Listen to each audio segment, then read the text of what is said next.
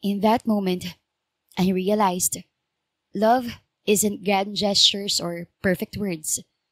It's choosing to get soaked in the rain for someone else's peace. That's when I knew I'd choose him every lifetime. Dear Amihan Stories presents I Accidentally Slept with My Boss.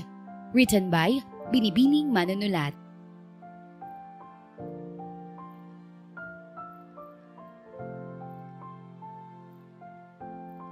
Ouch! Ang sakit ng ulo ko. Inis na daing ni Delilah habang sapo-sapo ang kanyang ulo na kumikirot. Hindi na niya maalala kung gaano karami ang nainom niyang alak kagabi.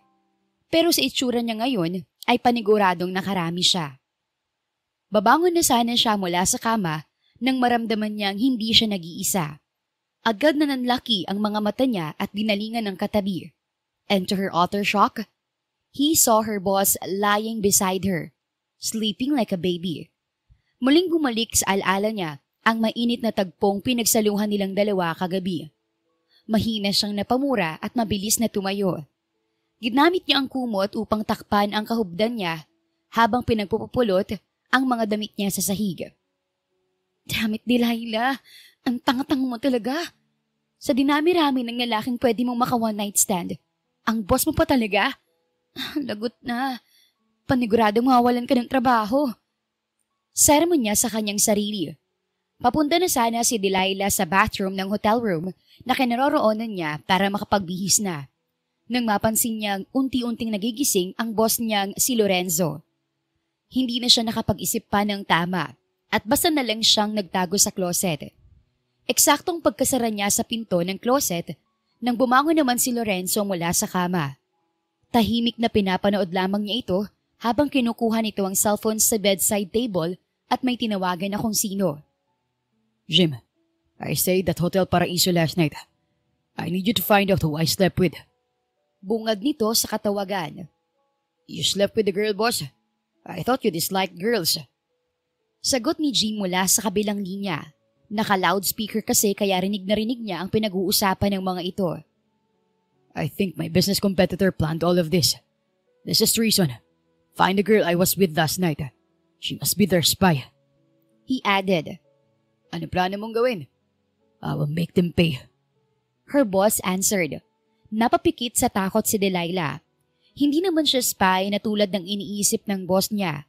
Pero natatakot siya sa mga maaari nitong gawin kapag nalaman na siya ang naka-one night stand nito. Laking pasasalamat na nga lang niya na mukhang masyado itong nalasing dahil hindi nito naaalala na siya ang nakasiping nito. Hinintay pa muna niya na tuluyang makaalis ang boss niya bago siya lumabas mula sa closet. Nagbihis at umalis sa hotel room na iyon. Gusto niyang kalimutan ang nangyari, pero paulit-ulit namang nagre-replay sa utak niya ang mainit nilang tagpo ng nagdaang gabi. You're late! Mapang-asar na bungad ni Stella sa kanya pagdating niya sa opisina. Stella is her best friend. Simula pagkabata ay magkaibigan na sila at partners in crime pa. Pareho silang nagtatrabaho sa De Vera Real Estate. Siya bilang sekretarya at ito naman bilang isang architect. Ang laki ng problema ko, Stella. I need your help. Sagot niya. Problema? Anong problema mo? Tanong nito. Tiningnan muna ni Delilah ang buong paligid. Ginaya tuloy siya ng kaibigan niya. Nang masigurong walang ibang tao sa pantry na kinaroroonan nila, ay agad siyang nagkuwento sa kaibigan. Buong detalye niyang ikinuwento ang lahat ng nangyari ng nagdaang gabi.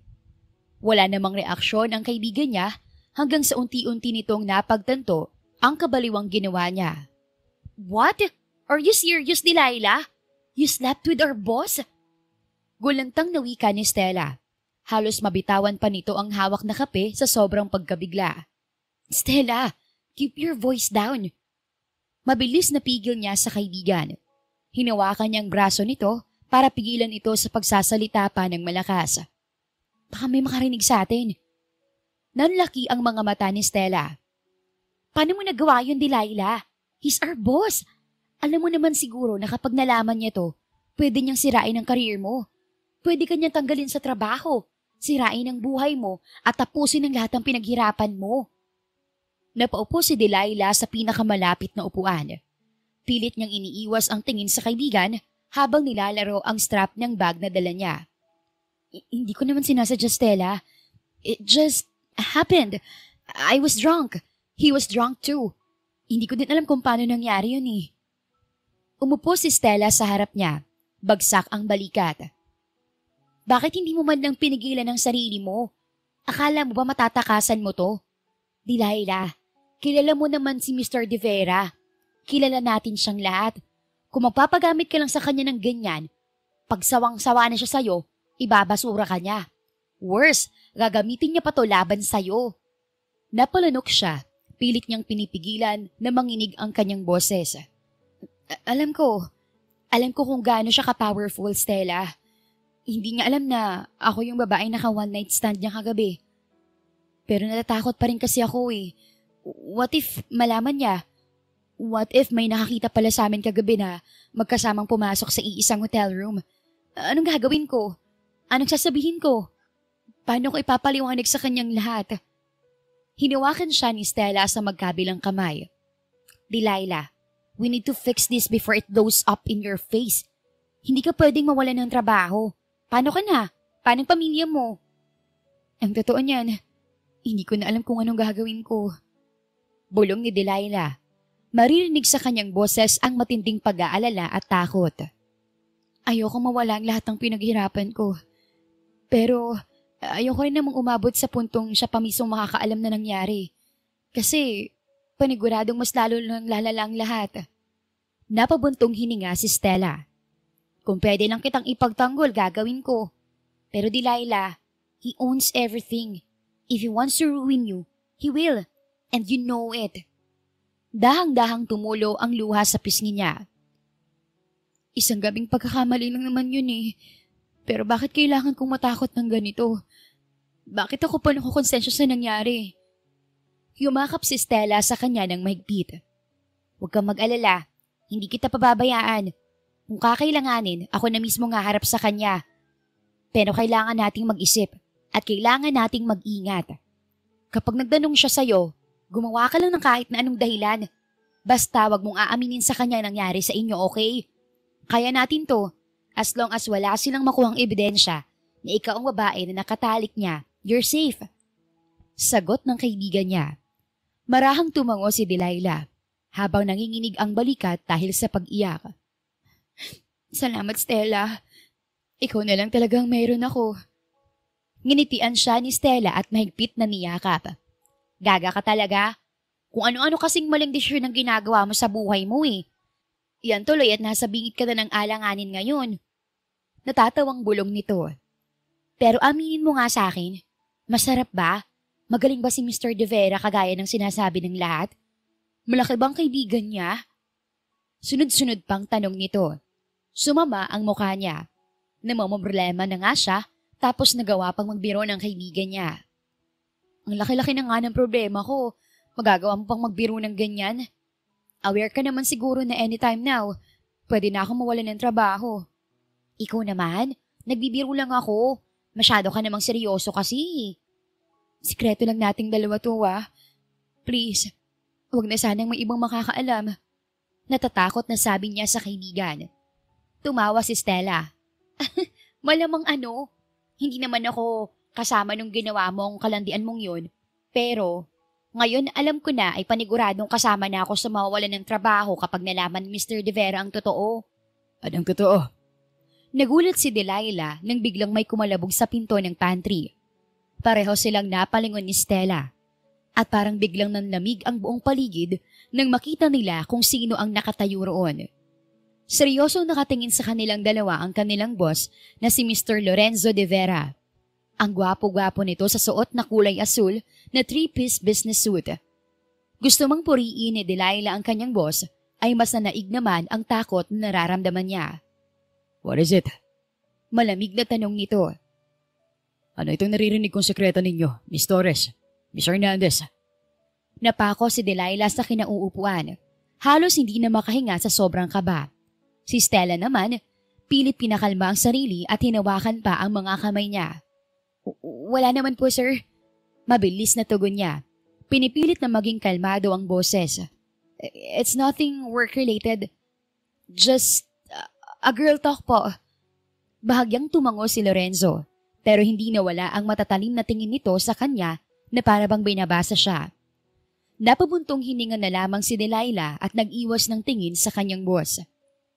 Girl talk ha. Umusad ito palapit sa kanila at pinasadahan sila ng mariing tingin ni Stella. Next time, I suggest you keep it during your break time. I don't like distractions sa office ko.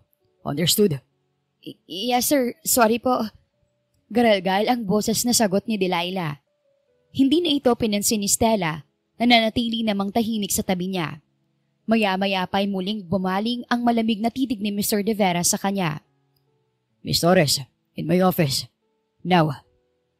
Tahimik na sumunod si Delilah sa opisina ni Lorenzo. Pagpasok niya ay marahan itong isinara ang pinto. Ilang segundo pang lumipas bago ito nagsalita. Ramdam na ramdam niya ang bigat ng katahimikan. Do you remember what happened last night, Delilah? Matalim na tanong nito. Nakasandal si Lorenzo sa edge ng mesa nito.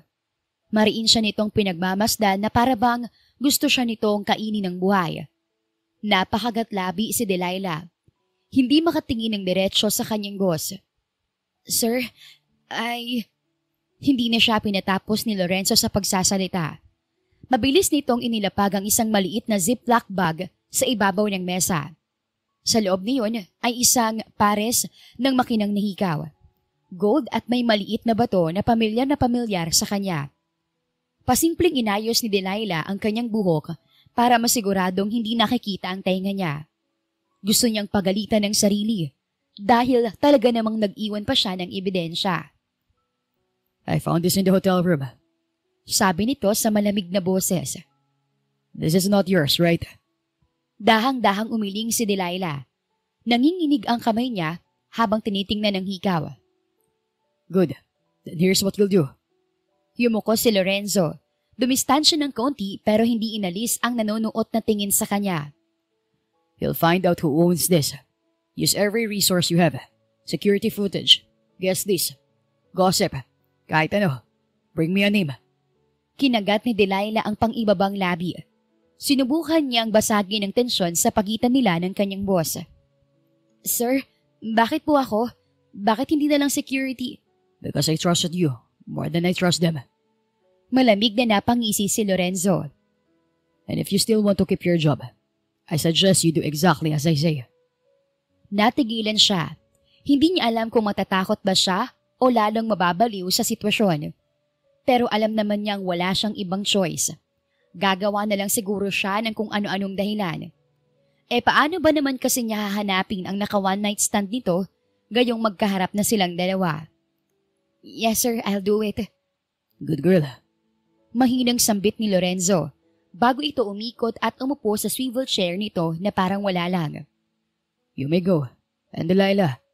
Akmang aalis na sana siya nang marinig muli ang tinig ng kanyang boss. Natigil siya sa pagbukas ng pinto.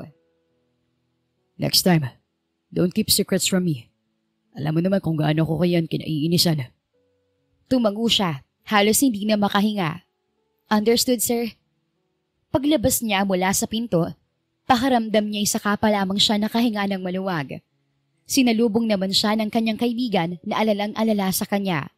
Napabuntong hininga na lamang si Delilah. Samantala, pag-alis ng sekretarya ni Lorenzo na si Delilah, ay pumasok naman sa loob ng kanyang opisina si Evan, ang kanyang pinsan. Inutusan niya itong imbestigahan ang nangyari kagabi. How's your investigation going so far? Do you have any leads already? He asked coldly. I'm sorry, but I went to the hotel you were at last night and found out that the security footage had already been deleted. No one saw you there either. Sagot ni Evan. Do you think this has something to do with your stepmother and her wicked tricks to get your inheritance? No, I don't think she'll stoop down that low. Sagot niya. Sinong maaaring gumawa niyan sa'yo? You were drugged, Lorenzo. Wala kang maalala sa nangyari dahil pinalo nila ito. Paano kung sa susunod, hindi na lang yan ang mangyari sa'yo? Hindi ko alam. Si Delilah, tingin mo ba may alam siya? Hindi ba't ang sabi mo, Ang huli mong natatandaan ay noong inihatid ka niya sa hotel room na yun? Tanong nito. Mabilis siyang umiling. Imposible. Kilala ko si Delilah.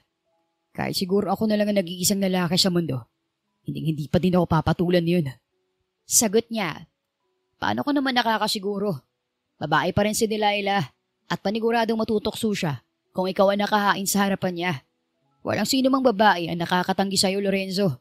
Baka nakakalimutan mo na. Except for Delilah. She won't do something like that, Evan. I know her. Mariing tugon niya.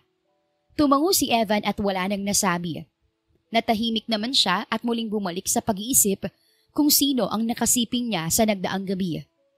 Napabuntong hininga na lamang siya at kinuha na ang mga paperworks na kailangan niyang pirmahan.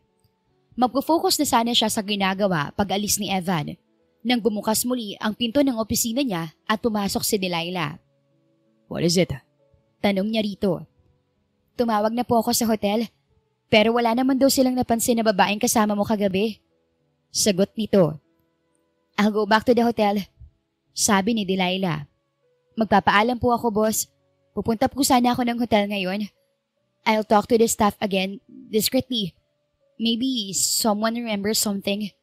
I'll also check if the earrings is part of a set. Baka may nagpa-register sa lost and found. O baka may guest na nag-report na nawala ng kapareha ng hikaw. Good. Maikling tugon niya. Tinitigan niya ang sekretarya at natitiyak niyang hindi talaga ito ang nakasiping niya kagabi. Imposible ang sinasabi ni Evan. Do it quickly, Miss Torres. I really don't like waiting. Tumango si Delilah. Yes, sir. And Delilah, remember who you're working for. If you find out something that concerns me, you tell me. Not Stella, not anyone else. Me. Is that clear? Nag-angat ng tingin sa kanya si Delilah. Hindi niya talaga maikakaila na may angking ganda ang kanyang sekretarya. Crystal clear, sir. Isang buong linggo na ang lumipas at patuloy pa rin sa pagtatago ng katotohanan si Delilah. Nagpanggap siyang maayos lamang ang lahat. Kahit na araw-araw siyang kinakabahan na baka mamaya ay mabuko na siya at malaman ng boss niya ang sikretong itinatago niya. Hindi na nga rin niya alam kung ano pa ang idadahilan niya sa kanyang boss na araw-araw nangihingi ng update sa kanya. Any update, Miss Torres? Malamig na tanong ng kanyang boss. Iyon na naman ito. Hindi na nagsawa sa paghingi ng update. Bakit ba ayaw nitong ipagsawalang bahala na lang ang lahat para matahimik na rin siya? Wala pa po, sir eh. Pero ginagawa ko ng lahat ng makakaya ko para mahanap ang babaeng yun. Sagot niya. Bahagya siyang yumuko para hindi nito mahalata ang panginginig sa tinig niya. Don't disappoint me. Yun lang ang sagot sa kanya ni Lorenzo. Napabuntong hininga na lamang si Delilah. Nakakapagod din pala ang may itinatago. Walang peace of mind. Wala rin naman kasi siyang pamimilian. Dahil kung aamin siya na siya ang babaeng hinahanap ng kanyang boss, paniguradong mawawalan siya ng trabaho. At iyon ang hindi pwedeng mangyari. Tumutulong pa siya sa pagbabayad ng hospital bill ng lola niya. Kaya hindi siya pwedeng mawala ng trabaho. Anyway, I have another job for you. Anito. Napatingin siya rito. Hindi niya may kakaila na sobrang gwapo at ang lakas din talaga ng dating nito. Kung hindi lang talaga ito istrikto at nagsesesante ng mga empleyadong nagkakagusto rito, ay baka noon pa lang ay hayagan na niyang sinabi ang pagkakaroon niya ng crush dito. What is it, sir? She asked. My grandfather wants me to get married so I can claim my inheritance before my stepmother tries to interfere. He explained. And you know how much I hate being around women. So I've decided to ask you instead of looking for someone else. Don't worry. I'll pay you 100,000 pesos every month. All you have to do is marry me. We don't even have to act like a real couple all the time. Just enough to convince my family. Natigalgal si Delilah at hindi niya alam kung paano sasagutin ang kanyang boss. Inaaya ba siya nitong magpakasal? Alam ba nito kung anong klase ng agreement ang inaalok nito sa kanya? Pero sir, sigurado ba kayo dyan? Sagrado ang kasal at alam niyo naman na matagal ang proseso ng annulment dito sa Pilipinas. Paano kung dumating at makilala na ninyo ang babaeng mamahalin ninyo? Paano niyo siya mamahalin kung nakatali kayo sa isang marriage na pinili mo dahil kailangan mong masecure ang inheritance mo? Sunod-sunod niyang tanong. I don't do romance, Miss Torres. Simpleng sagot ng boss niya. Napatango na lamang si Delilah at kapagkuhan ay mariing tinitigan ang among nasa harapan niya. Pwede ko pa naman pong pag-isipan, hindi ba? Bumuntong hininga si Mr. De Vera. Kalaunay sumagot din. Fine. I'll give you 2 days to think about it. Sagot nito. Tumango naman si Delilah at saka nagpaalam ng aalis na siya para ipagpatuloy ang kanyang mga trabaho. Paglabas mula sa opisina ng kanyang boss, ay dumiretso siya sa cubicle ni Stella at ikinuwento rito ang napag-usapan nila ng boss niya. My God! Ang swerte mo namang babae ka! Baka naman gusto mo magpa-prayer reveal. Una, naka one night stand mo ang mayaman, gwapo at oozing with sexiness nating boss. Tapos ngayon naman, papakasalan mo pa? Sana hindi ka na humingi ng 2 araw para pag-isipan ng magpapakasal sa kanya. Umuo ka na kaagad. Komento ng kaibigan niya. Ano ka ba naman, Stella? Hindi mo ba naisip na mas lalong dumarami ang nagagawa kong kasalanan? Hanggang ngayon, sobrang eager pa rin si Mr. De Vera na mahanap ang babaeng nakatalik niya ng gabing yun. Tapos ngayon, papakasalan ko pa siya? Malay mo naman, ito na ang sagot sa lahat ng problema mo. Kasi isipin mo, kung maikakasal na kayong dalawa, pwede mo nang aminin na ikaw ang babaeng yon. Then boom! Wala siyang ibang choice kundi tanggapin na lang ang lahat kasi kasal na kayo. Problem solved na, di ba? Hindi ganun kadali yun, Stella. Paano kung hindi niya matanggap? Paano kung pahirapan at sirain niya pa rin ako kahit na mag-asawa na kami? Huwag ka kasing negative masyado, Bax. Hindi naman siguro ganoon ka heartless si Mr. De Vera. Sana nga. Kinahapunan ay nakatanggap ng tawag si Delilah mula sa kanyang tita Vivian. Nasa ospital daw ang mga ito dahil inatake ang Lola Corzita niya sa puso. Matapos malamang ibinenta ng kanyang ina ang bahay at lupa na pagmamay-ari nito. Hindi pa tapos ang office hours kaya dali-daling pumunta siya sa opisina ng kanyang boss at nagpaalam. Laking gulat niya nang sabihin nitong sasamahan siya nito. Are you sure about this, boss? I mean, siguro naman po mas maraming importanteng bagay na pwede mong gawin kaysa samahan akong bisitahin ng lola ko. Ani Delilah nang nakasakay na sila sa kotse ng boss niya. Tanging malamig lang na pagtango ang natanggap niya bilang tugon. Napabuntong hininga na lamang siya at tahimik na naghihintay na makarating sila sa ospital. Nang makarating sa ospital ay isang malutong na sampal ang natanggap ni Delilah mula sa kanyang tita Vivian. Naiiyak na napahawak na lamang siya sa kanyang pisngi. Simula talaga noon, wala na kayong ibang ginawa ng magaling mong nanay kundi ang bigyan kami ng sakit ng ulo. Talak ng kanyang tiya. Kakausapin ko na lang po si Mama. Pasensya na po, tita. Hindi ko po alam na ganitong gagawin ni Mama eh. Sagot niya. Paano pa maibabalik ang bahay ni Mama, ha? Ibinenta ng nanay mo ang bahay ni Mama para may maipangsugal siya. Dugo at pawis ang inilian ni Mama sa bahay niya para mabuot maipagawa iyon. Pagkatapos, dahil lang sa walang kwenta mong ina, mawawalang pinaghirapan niya. I'm sorry po, tita. Huwag po kayong mag-alala. Gagawa po ako ng paraan para mabawi ang bahay ni Lola. Sagot niya. Gagawa ng paraan? Anong paraan ang gagawin mo? Kulang na kulang pa nga ang sinasahod mo para suportahan ng buong pamilya. How much is it? I'll pay for it. Biglang singit ng boss ni Delilah. Napamulagat siya.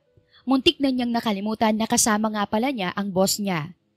Nakakahiya tuloy na nakita pa nito ang pagsampal at panunumbat ng kanyang tita sa kanya. No, Mr. De Vera. Ayos lang po. Ako nang bahala. Pagpigil niya rito, umiling si Lorenzo. No, I insist, Delilah. Mukhang mayaman ka naman. Pero sana ay hindi mo ako pinaglololokong lalaki ka. Dahil mas talo lang malilinti ka ng babaeng ito sa akin. 300,000 ang kailangan namin para mabawi ang bahay. May ganoong kalaki kang pera. Umismid si Lorenzo at kinuha ang checkbook sa suot nitong suit.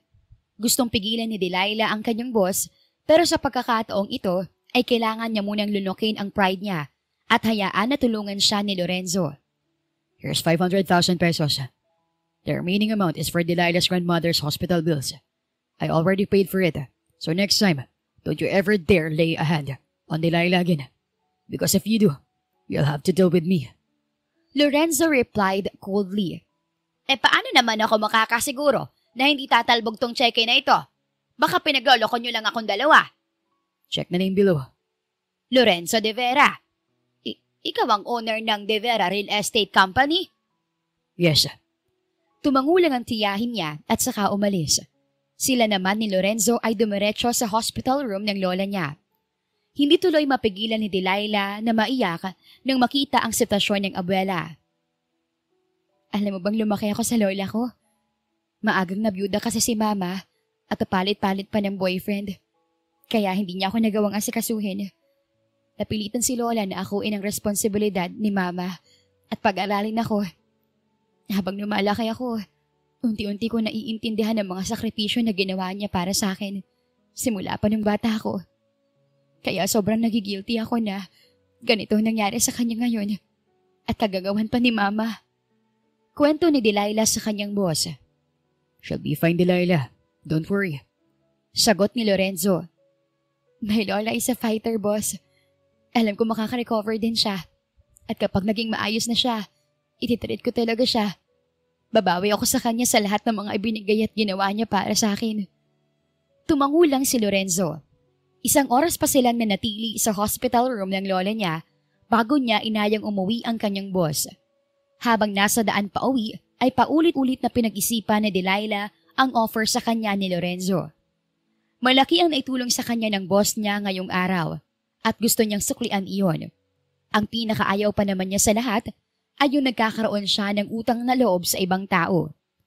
Nang makarating sa apartment na nirerentahan niya, ay hindi pa muna siya bumaba. Bumuntong hininga siya at sinabi sa boss ang naging desisyon niya. Tinatanggap ko na pong offer mo, boss. Pero may kondisyon po sana ako. Anya. What is it? No strings, no intimacy. Just plain marriage. Sagot niya. Natawa ang kanyang gwapong boss at tumangutango. Alam ko naman na sasabihin mo yan. Pero bakit ba nagulat pa rin ako? Komento nito. Isa pa po pala. Sana, kapag dumating o nakilala mo na pong babaeng mamahalin mo, sasabihin mo po sa akin agad para maipaanal natin ang kasal. Sabi niya. That's impossible, Miss Torres. Sagot nito. Nako, wag po kayo magsasalita ng tapos, sir. Baka mamaya, nasa paligid mo lang pala yung babaeng mamahalin mo. Hindi mo lang makita kasi malaking galit mo sa mga babae. Anya. Hindi naman ako galit sa mga babae. Most of the employees are women, Miss Torres. Anito. Talaga, sir? Bakit ilag na ilag po kayo sa mga babaeng lumalapit sa inyo na para bang may nakakahawa silang sakit? I don't hate girls. I just don't like to be around gold diggers. Gold diggers? Yes. I had a girlfriend before. Buong akala ko sapat na yung pagmamahal ko para sa kanya. Para magstay siya sa tabi ko. Pero pera ko lang palang habol niya. May niligawan din ako noon. Pero ang tanging gusto niyo lang ay ang mga regalong binibigay ko. Her lips parted in shock. Hindi siya makapaniwala na ganoon pala ang pinagdaanan ng boss niya. Kaya ito iwas na iwas sa mga babaeng nagtatapo ng sarili ng mga ito rito. I'm sorry you had to experience all of that, boss. But not every woman is a gold digger. Some girls just want to be loved the way they love. She answered with a smile. Pero boss, kung ganun palang na-experience mo sa mga kabaro ko, bakit papakasalan mo po ako? Dagdag na tanong niya. Don't compare yourself to those women, Miss Torres. You are way different from them. Sagot nito. Ngumiti si Delilah. Ikakasal na po tayo pero hanggang ngayon, Miss Torres pa rin pong tawag niya sa akin. Delilah na lang po, sir. Then from now on, just call me Lorenzo. Sagot nito. Okay, I mean, Lorenzo. Why does my name sound so damn sexy coming from your lips? Nilalandi mo ba ako, Lorenzo? Gumagana ba? Napailing na lamang si Delilah at nagpaalam na sa kanyang boss. Habang papasok siya sa loob ng kanyang apartment, ay hindi mawala-wala ang ngiti sa kanyang mga labi. Work was very important for Lorenzo De Vera. Simula nang ma-appoint siya para pamunuan ng kumpanyang itinatagpa ng kanyang lolo, ni minsan ay hindi pa siya lumiban sa trabaho. Pakiramdam niya kasi araw-araw na kailangan niyang magsikap para masiguradong karapat-dapat talaga siya na maging CEO ng family business nila, maliban sa araw na iyon. 10:00 pa lamang ng umaga ay nasa mayor's office na sila ni Delilah para magpakasal. Ayaw niya ng maraming detalye sa kasal, kaya mas minabuti nilang sa huwes na lamang magpakasal. Maging ang bride niya rin naman ay ganoon ang nasa isip. Kaya sa sobrang simple lang talaga ng kasal nilang dalawa, ay tanging si Evan na pinsan niya at si Stella na kaibigan naman ni Delilah ang imitado/witness na rin. I now pronounce you husband and wife. You may now kiss your bride, Mr. De Vera. Anang mayor na nagkasal sa kanilang dalawa. Napapangiwing humarap si Delilah sa kanya. Bahagya tuloy siyang natawa sa reaksyon nito. Hindi na siya nagtaka na ganoon ang naging reaksyon nito. Hindi na nagdalawang isip pa si Lorenzo at mabilis niyang ginawaran ng halik sa labi ang kanyang asawa. Saglit lamang iyon. Pero libo-libong voltahe na ng kuryente ang tila dumaloy sa katawan niya. "Congratulations, Mr. and Mrs. De Vera!" Sigaw ng kaibigan ni Delilah na si Stella. Congratulations, man.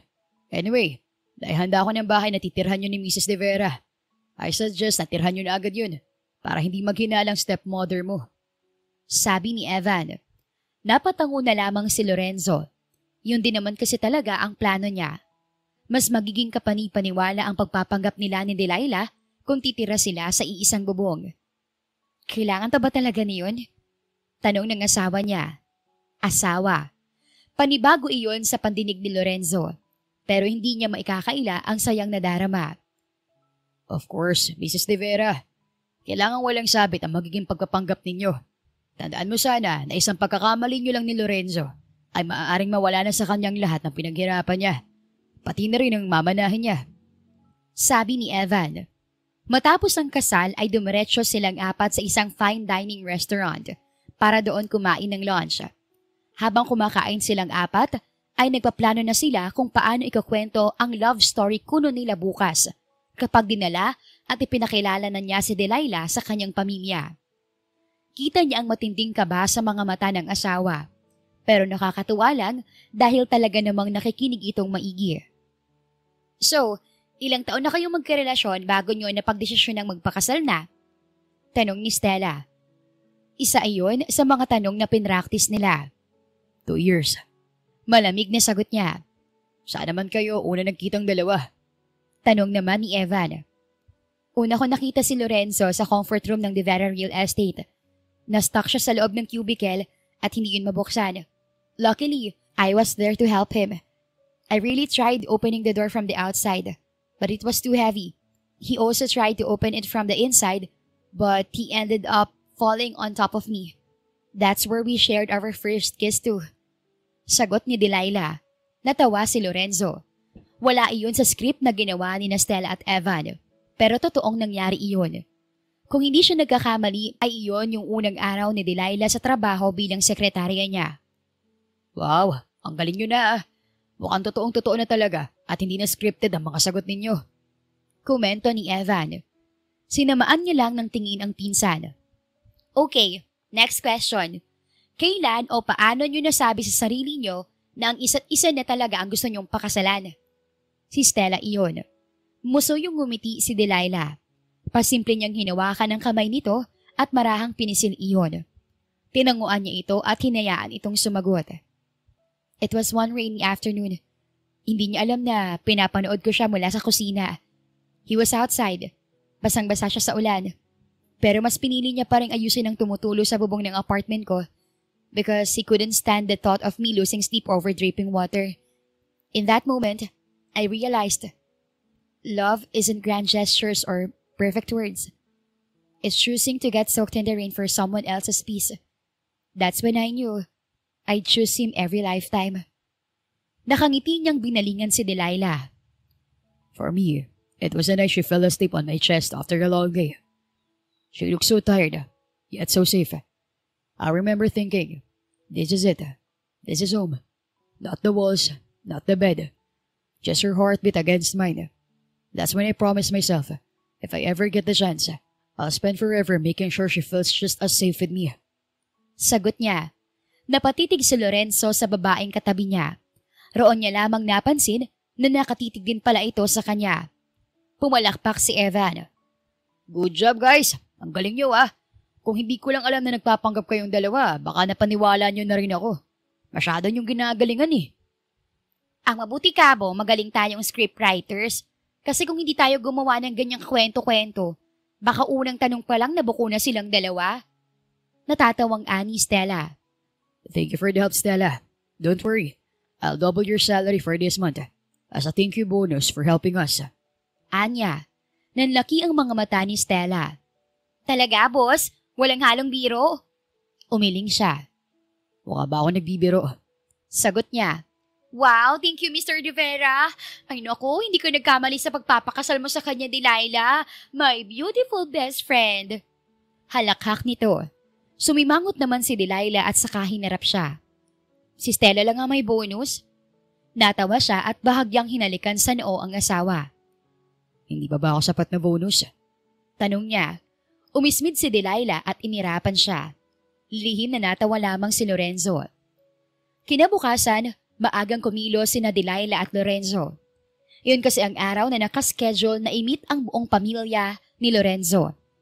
Magsisinungaling si Delilah kung sasabihin niya na hindi siya kinakabahan dahil talagang kabadong-kabado siya.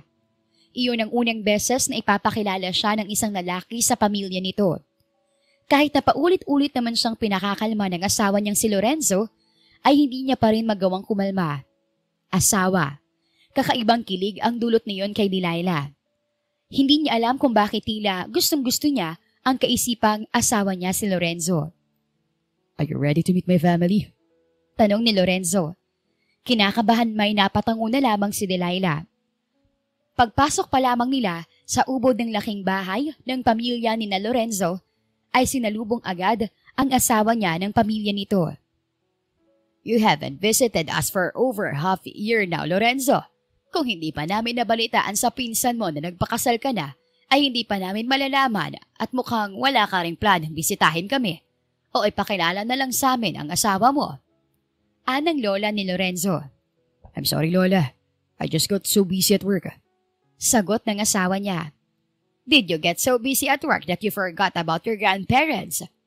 Tanong nito. Lola, please. Nakasimangot na tura ng asawa niya. Anyway, I want you all to meet my beautiful and amazing wife, Delilah Torres de Vera. Isn't she your secretary? Tanong naman ng stepmother ni Lorenzo. Minsan na niyang nakilala ito nang umattend ito sa isang business event kasama ang ama ni Lorenzo. Yes, Tita Ana. Delilah is my secretary. Sagot ni Lorenzo. Oh, wow! Why don't you two join us for lunch and tell me about your sweet little office romance? Sagot ng lola ni Lorenzo. Nahihiyang napahawak siya sa braso ng kanyang asawa. Napatigil naman si Lorenzo sa paglalakad at pagsunod sa lola nito. Saka siya binalingan. You okay? Yeah, I'm just a little nervous. Tingin mo, mabubuko nila tayo? Tanong niya. No, you're very good at it, Delilah. So we're fine. Sigurado ka ba riyan? Yeah. Now, let's just join my family for lunch, shall we? Tumangulang si Delilah at sumunod na sa asawa niya. Nakaupo na ang pamilya ni Lorenzo nang dumating sila sa dining area. Ang lolo, lola, daddy, stepmother at stepsister ni Lorenzo ang kasama nilang mag-lunch. Ipinaghila pa muna siya ni Lorenzo ng upuan bago ito naupo sa tabi niya. Kukuha na sana siya ng kanin nang unahan siya ni Lorenzo at ito pa mismo ang naglagay ng kanin sa plato niya. I should be the one doing that for you, Lorenzo, sabi niya sa asawa. Ngumiti lang ito at nilagyan naman siya ng ulam. Napailing na lamang si Delilah. Kinuha naman niya ang kanin at ipinagsandok ang asawa. Aren't you too sweet? Palatak ng lola ni Lorenzo. Look, Antonio, someone is already taking care of our beloved grandson. Tanong pa nito. Yeah, finally. Hindi ko alam kung matutuwa ba ako o maiiyak. Natatawang sagot ng lolo ni Lorenzo. So, Delilah, ano naman ang nagustuhan mo sa apo namin? Nilunok muna ni Delilah ang inunguyang pagkain bago sagutin ang lola ni Lorenzo.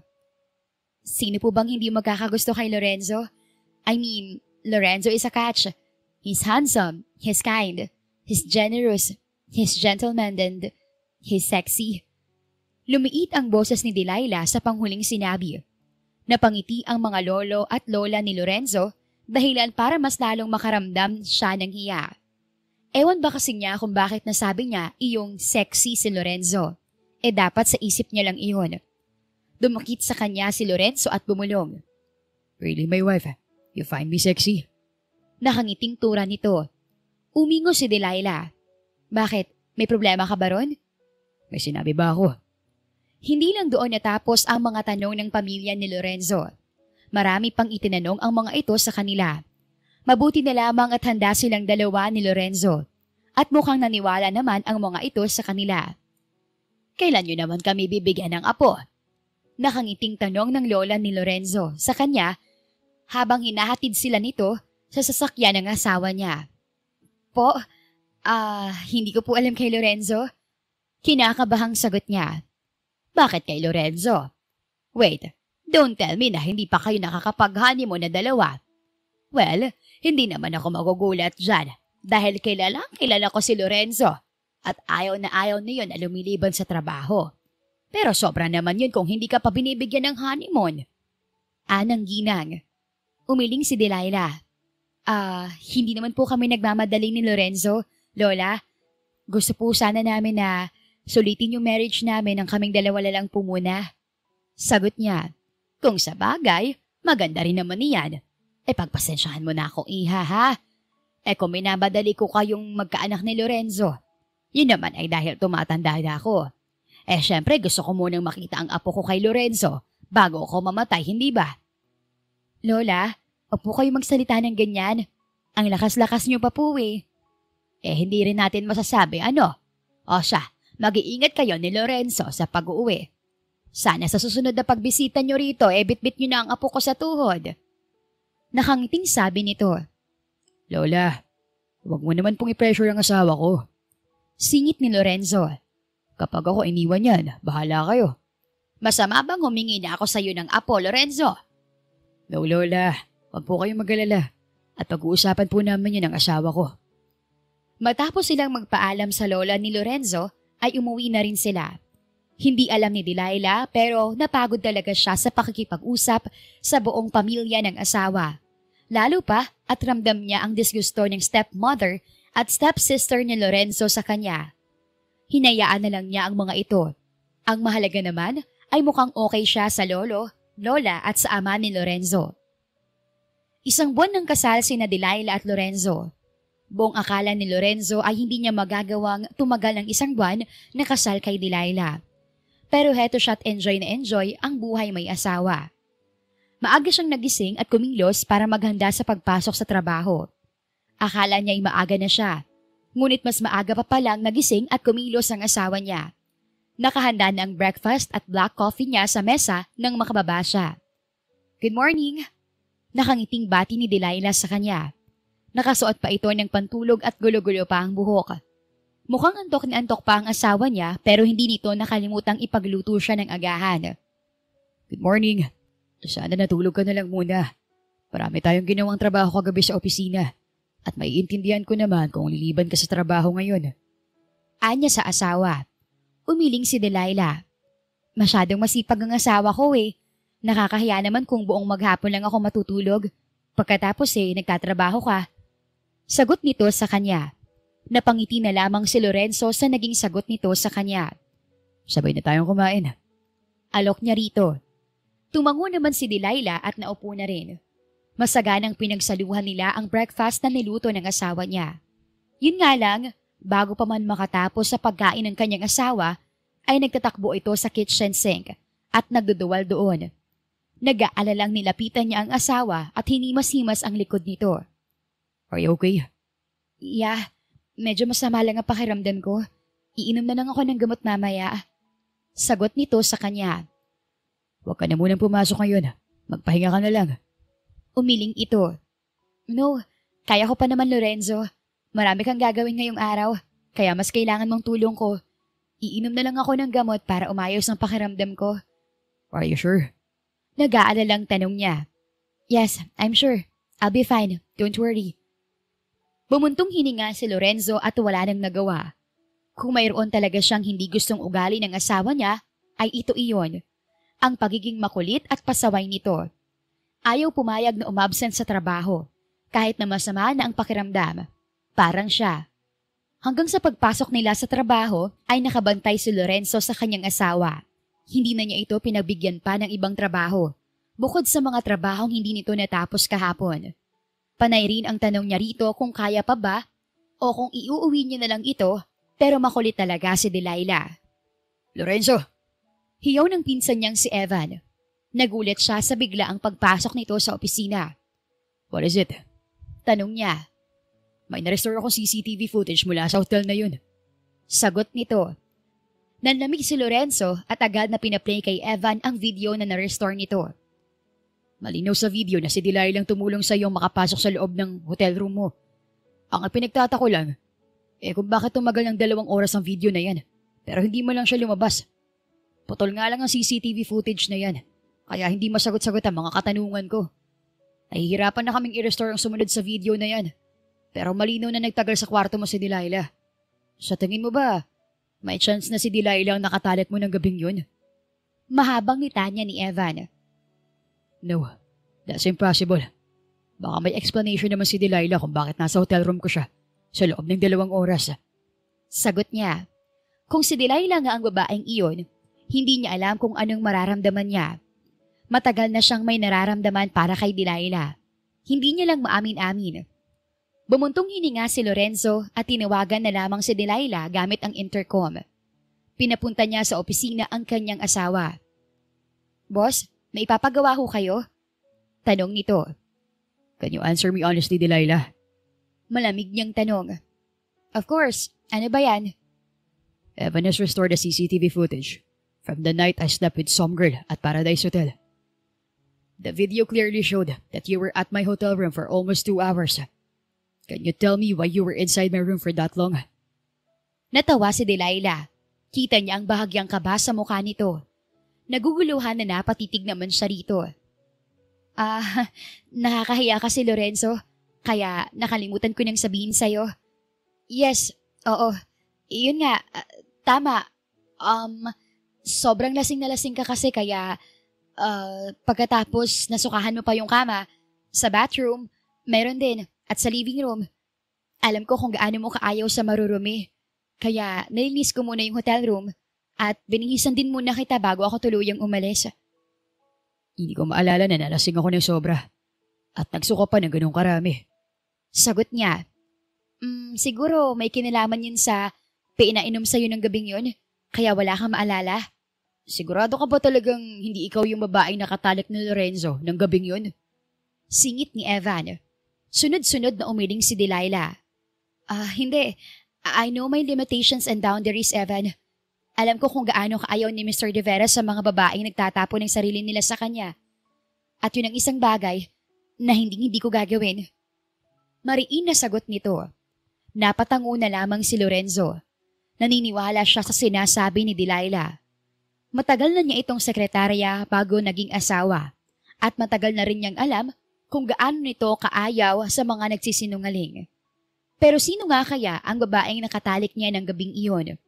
Hindi naman siya kuryoso, pero gusto niya lang talagang maging maingat, lalo na't mahirap magpakampante kung ang stepmother niya ang nagpadala ng babae para sa kanya nung gabing iyon. You may go back to your desk, Delilah. Thank you for answering my questions.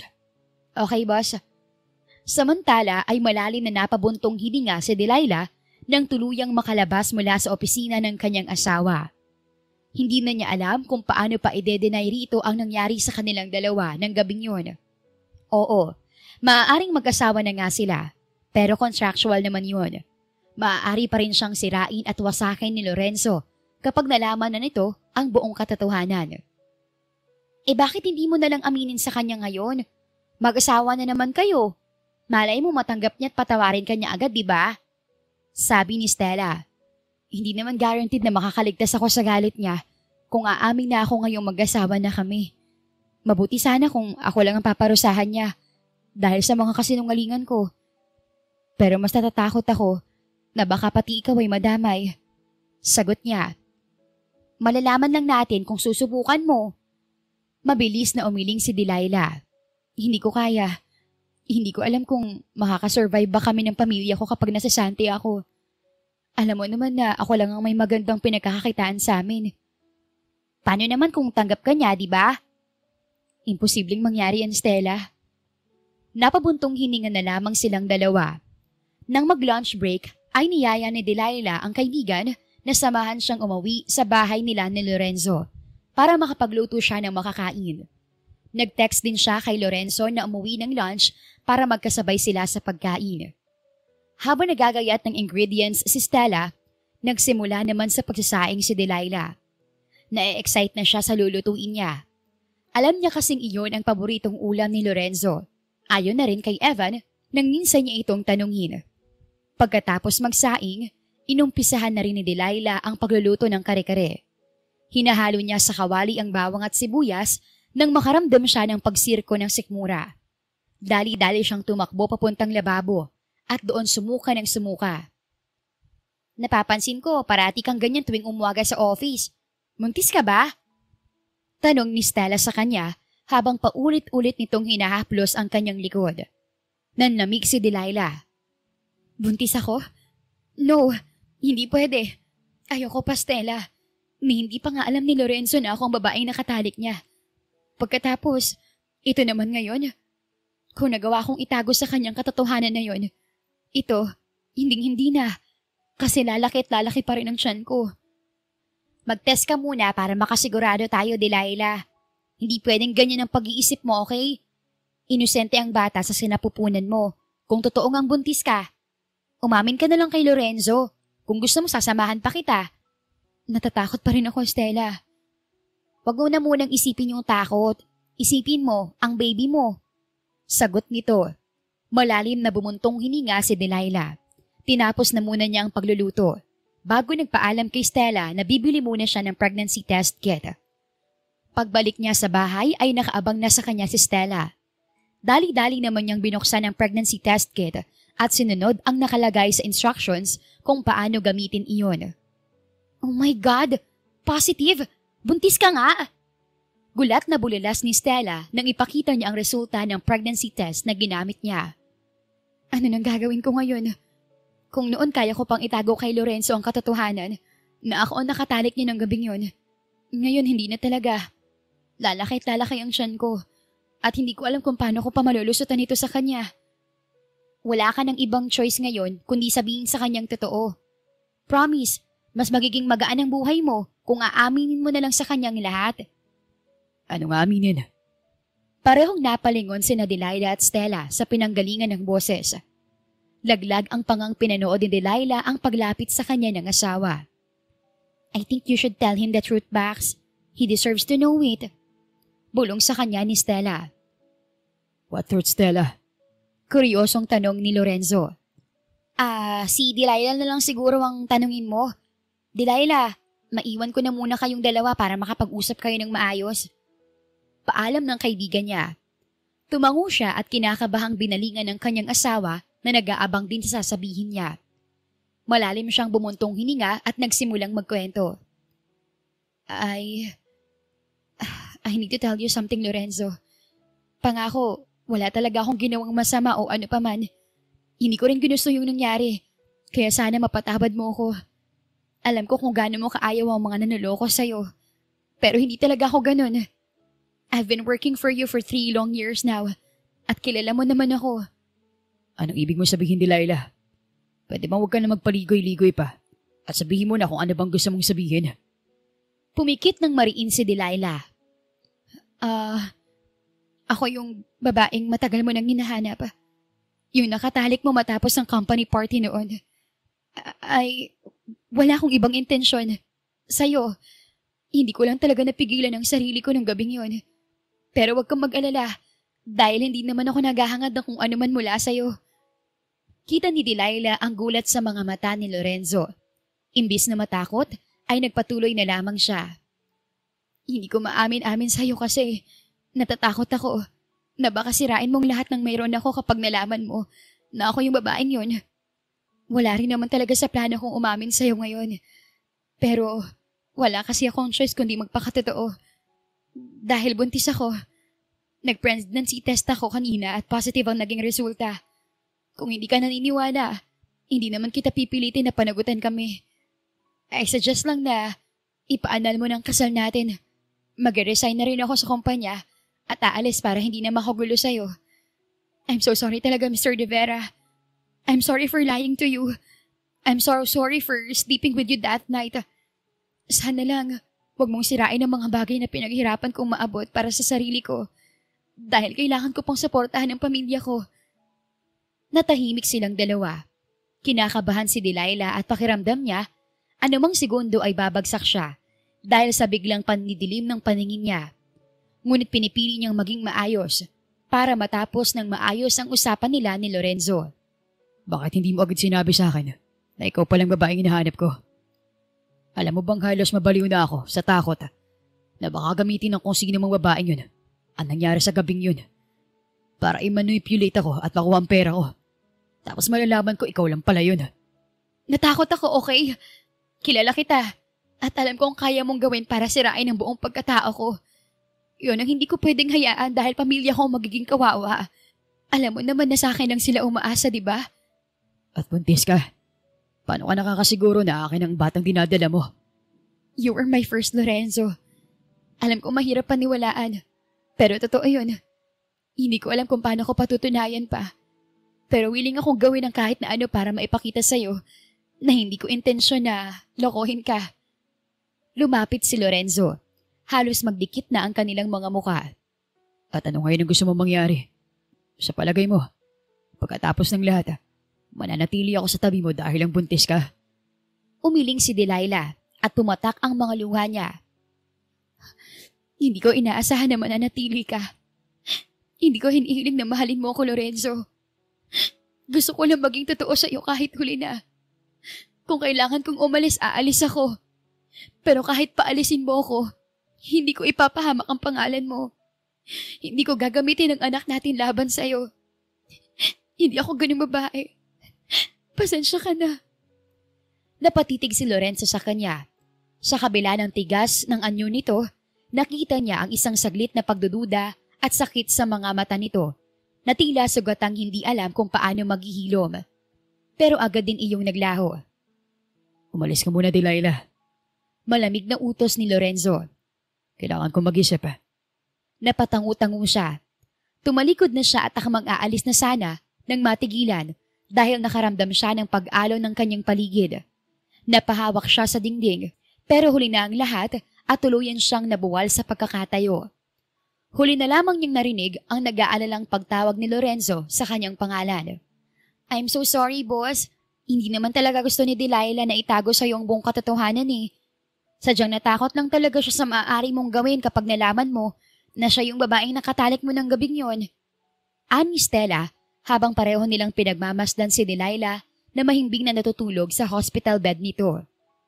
Iba yung takot ang naramdaman ni Lorenzo nang mawala ng malay si Delilah sa harapan niya matapos ang pag-uusap nila.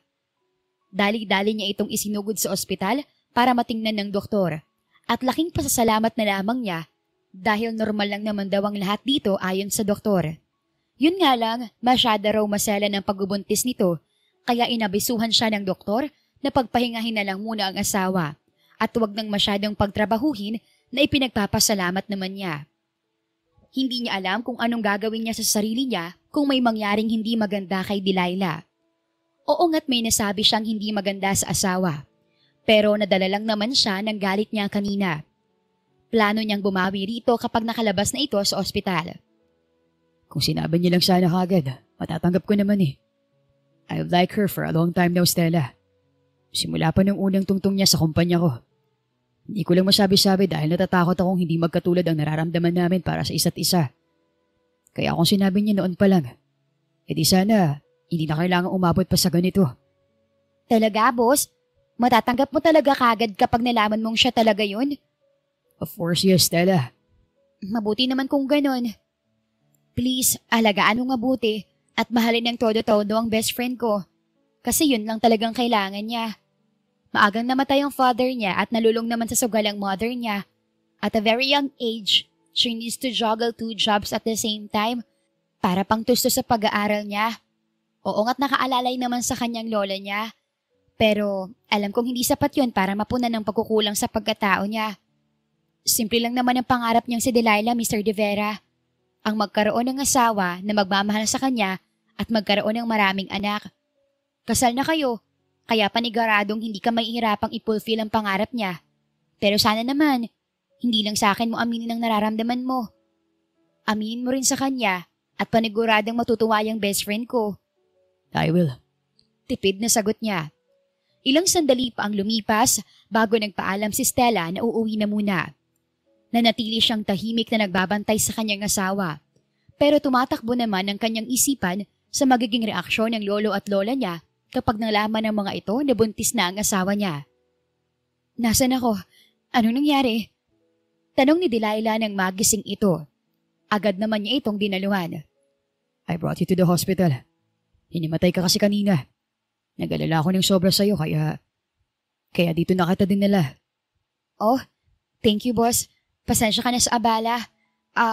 Okay naman na ako. Baka pwede na akong umuwi. Malamig na anito. Kailangan pa muna nating itanong yan sa doktor. Okay na talaga ako, boss. At saka itong kwarto na kinuha mo, private pa. Hindi ko afford ng ganito kung magtatagal pa ako. Umuwi na tayo, please. You don't have to worry about the bills, Delilah.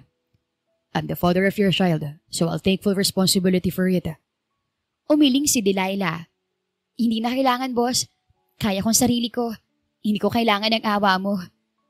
Malamig pa rin na tugon nito. Anong awa? Hindi ka naman naniniwala na anak mo itong pinagbubuntis ko. Kaya hindi mo na kailangan magpakitang tao.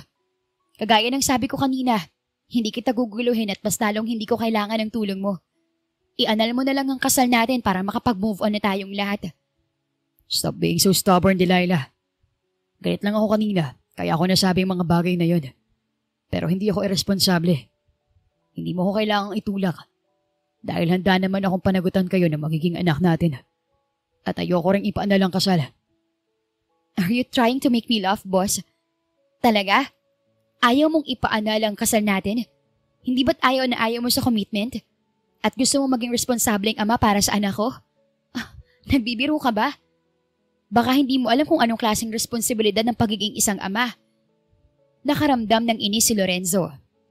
Mukha ba ako nagbibiro, Miss Torres? I was serious when I told you I want to father our child. I was serious when I told you I don't want an annulment. Do you want to know why? Because I freaking love you, Delilah. Did you hear me? I'm in love with you. Matagal na. Simula nung unang beses sa tumungtong ka sa kumpanya ko. Minahal na kita. I fell in love with your voice, your smile, your personality. I just love everything about you. Yes, I was mad earlier when you told me you were the woman from that night because I felt betrayed. But then I was so relieved that it was you because I only ever wanted it to be you. You love me, boss? Yes, Delilah. Hindi ko lang masabi-sabi sa'yo dahil alam kong hindi naman tayo pareho ng nararamdaman. Kung para sa'yo, contract marriage lang ang mayroon tayong dalawa. Para sa akin, totoong kasal yun. I was actually over the moon when you agreed to marry me. How about you, Delilah? Do you love me too? Ngumiti si Delilah at tumango. Alam mo bang yan ang dahilan kung bakit hindi ko napigilang ibigay sa iyo ang sarili ko ng gabing yun? Noon pa lang ay mahal na kita. Minahal kita nung nagbigay ka ng speech ng graduation ko sa college. Kasi ang gwapo-gwapo mo noon at ang lakas pa ng dating. Sa tingin ko, hindi lang ako nahulog sa'yo nung araw na yun. Kaya nga pinili ko rin na dito sa kumpanya mo mag-apply ng trabaho para makita kita at mas makilala pa. Natatakot lang din akong umamin kasi alam ko naman ang reputasyon mo sa mga babae. Ayoko matulad sa kanila. Huwag kang mag-alala. Dahil hindi ka matutulad sa kanila. Dahil mahal kita, Delilah. Mahal na mahal din kita, Lorenzo. Salamat kasi pareho pala tayo ng nararamdaman. 2 araw rin na nagstay si Delilah sa ospital bago sila binagyan ng doktor ng go signal na pwede na silang umuwi. Pakiramdam niya ay siya na ang pinakaswerteng asawa sa buong mundo dahil sa pagtrato sa kanya ni Lorenzo. Magtatatlong linggo na itong hindi pumapasok sa kumpanya para lang mabantayan siya at maalagaan dahil masyadong masela ng pagbubuntis niya. Pansamantala ay ang ama na muna ni Lorenzo ang namumuno sa kumpanya. Pinipilit niya nga itong pumasok at magtrabaho. Pero sadyang may katigasan din ito ng ulo at mas gustong alagaan siya. Kung mayroon bang pinakamasaya sa pagbubuntis niya, ay ang lolo at lola na yata iyon ni Lorenzo. Sa sobrang saya ng mga ito, ay ipinangalan na kay Lorenzo ang kumpanya ng pamilya nila. At ibinigay na rin sa asawa niya ang inheritance nito na hindi naman nagustuhan ng stepmother ni Lorenzo, na matagal na palang may masamang balak sa mamanahin ng asawa niya. Nalaman na lamang nila noong kumontra ito nang ibinibigay na kay Lorenzo ang mana. Kinwestiyon pa nga nito ang pagkasama nilang dalawa. Mabuti na lamang at naamin na nila ang kanilang nararamdaman para sa isa't isa. Kaya hindi na sila nahirapan pang patunayan iyon. Pinapaanal na ni Dad ang kasal nila ng Tita Annie. Hindi ko alam kung matutuwa ba ako o ano. Kwento ni Lorenzo habang magkayakap silang nakahiga sa sofa sa living room ng bahay nila. Mag-aapat na buwan na siyang buntis ngayon at medyo malaki na rin ang baby bump niya. Medyo nahihirapan na nga rin siya dahil palagi siyang inaantok at pagod na pagod kahit na wala naman siyang ginagawa kundi kumain at matulog. Mabuti na lang at maaga niyang nalaman ang tunay na kulay ng stepmother mo. Kasi kung tumagal pa, ay baka may magawa na siya para maangkin ang inheritance mo. Tugon niya. Ayaw niya subukan na angkin ang inheritance ko. Tingnan na lang natin kung may makukuha pa siya. Nangunot ang noo ni Delilah. What do you mean? Ngumiti sa kanya si Lorenzo. Ipinangalan ko na sa'yo at sa magiging anak natin ang lahat ng ari-arian at pera ko. Sagot niya. What? Bakit mo naman ginawa yun, Lorenzo? Hindi ko kailangan ng pera mo. Alam ko naman yun. Gusto ko lang talagang masecure ang future niyo na magiging anak natin.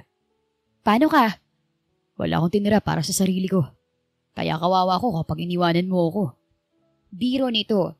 Umirap si Delilah at natatawang kinurot ang tagiliran ng asawa niya. Huwag kang mag-alala dahil wala naman akong balak na iwan ka. Masyado kitang mahal na hindi ko kayang mawala ka sa tabi ko. Sagot niya. Natawa si Lorenzo. Good. Mabuti na lang at hindi pa ako namumulubi. Ewan ko sa'yo, Lorenzo. Puro kakalokohan. Mahal mo naman. Tumawa siya. Yes naman. I love you, boss. Kahit na sobrang torpe mo. Napangiti rin ang asawa niya. I love you too, wifey. The end. Kung nagustuhan ninyo ang aming istorya, ay huwag kalimutang mag-like at subscribe. Mag-iingat po tayong lahat. Salamat!